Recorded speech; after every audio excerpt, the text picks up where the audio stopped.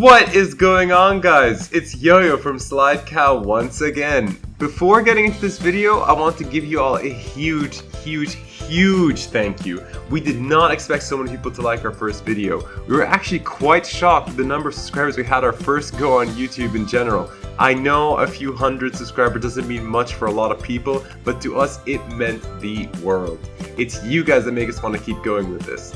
Anyway, without further ado, it's time to get into this video. And this video is going to go over 5 tips that will help you save time when you're using PowerPoint for your slides or your decks. We're going to be using this PowerPoint in front of us right here to do that, or alternations of it as we go along.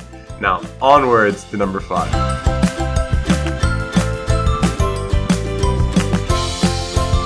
So say you have all these elements misplaced all over your PowerPoint slide.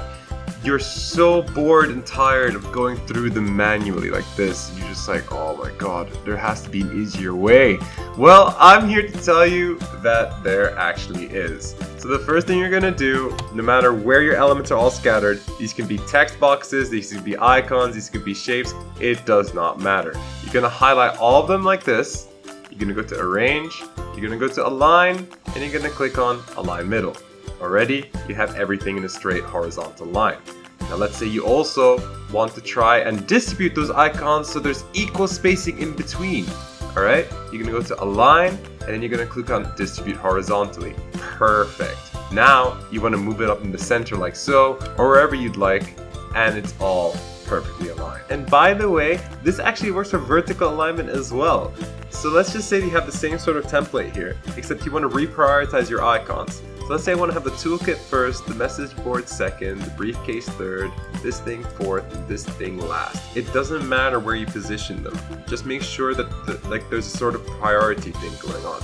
Highlight them all like this, click on Arrange, click on Align, and then click on Align Center. Then you want to distribute them vertically, click on Arrange, click on Align, and click on Distribute Vertically.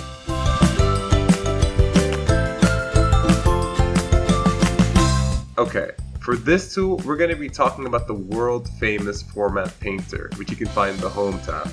I know that a lot of people know about this tool already, but many people don't know the extent to which this tool can go. So, let's say for example that you want to make this speech bubble the same color as this briefcase, right? You just click on the briefcase and then you click on the speech bubble and then boom. But did you know that you can hold that same style across any element that you'd like? So, for example, you want to apply all these, you want to apply the same style to all these 3 icons, you just double click the Format Painter and you just go crazy. And when you're done, you just hit escape. Now, this can also apply to text. So let's say that you want to hold this, alright, as your foundation style, boom, boom. And this can also apply to shapes and text boxes, and whatever it may be. And actually, I'm glad I actually moved up, because this can actually apply in multiple slides. So let's get to go to the first slide here. Remember, we went here, we clicked on Format Painter, we double clicked it, and we just went crazy. One thing I'd like to note though, although Format Painter copies the exact same style, it does not copy the size. So if, for example, you were supposed to take the style from this 1, 2, 3 green box, you want to apply to this blue box here, it'll copy the same style, but it won't resize the shape for you. For that, you're just going to have to do it yourself, but it's pretty easy. I mean, done.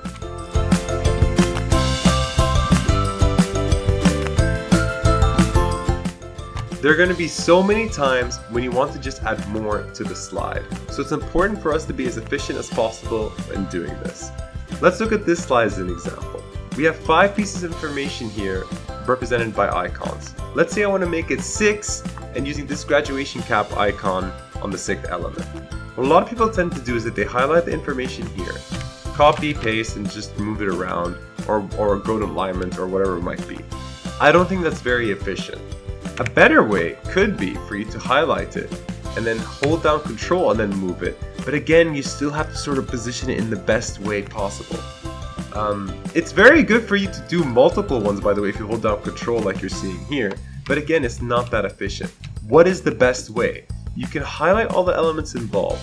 You can hold Control and you can hold Shift. And what this does is, as long as you move it down, even if you were to nudge your cursor to the left or the right, it won't move left or right. It'll only go up and down. And that is perfect for positioning. Look at that, right there. Delete that icon, move that here. Make sure that it's aligned using the red margins that you see here. Highlight it, click it there, and bada bing, bada boom. If you'd like to move it more, like I'm about to show you now, highlight the things involved, hold shift, and just move it up or down any way you'd like. And that way, there you go. Much more efficient. Just a quick side note, guys, you can also use the shift tool to move things left or right or up or down. The important thing for you guys to know is that it moves in a straight line every time. However, if it comes into contact with another element, it'll sort of lose that positioning. So let me show you. Let's say I highlight all those elements together. And let's say I hold down shift to move things up or down. Straight line. Let's say I move it left or right. Again, for the most part, straight line. However, as you can see here, that little nudge, right, is because it came into contact with another element and then sort of forced itself out of position. So for the most part, it is a great positioning tool. You just have to be aware of your surroundings. But you can still easily fix that, as you can see here.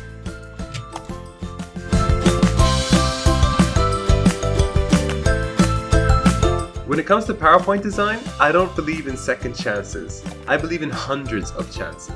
Let me explain. Let's say I want to make all these icons the same color as this one. It could be anything that you're working on, really.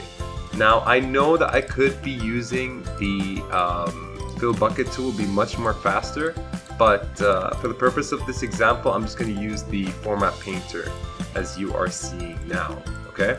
Now, let's say that I want to go back to something, right? I'm like, oh wait, I can just Control Z, I can undo all that. So you're Control Zing all your way through, you know, you're all happy, you're about to reach your destination, and then where do you go? You're out of undos. There is a way to fix that, ladies and gentlemen. You just go to File, okay? You go to Options, you click on Advanced, and you see the maximum number of undos here. Just change that to 150, which I believe is the maximum. Now you can screw up to 150 times. And let me be clear here, this applies to everything. Everything to do on PowerPoint, you can go back up to 150 times.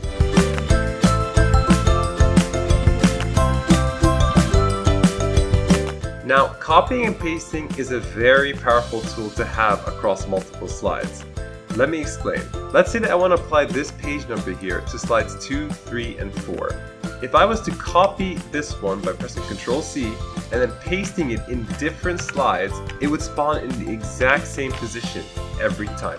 But it does not overlap, meaning if you already have an element there that you copy-pasted and you pasted it again, the second paste would be, let's say, out of position. Thank you so much for watching. Please, if you enjoyed this video, we'd really appreciate it if you liked this video, shared this video, commented on it, and subscribed to our channel. We can't wait to see you guys soon in another video. Artem's already working on his more philosophical, you know, to challenge your mindsets and trying to get your game on with your PowerPoint skills.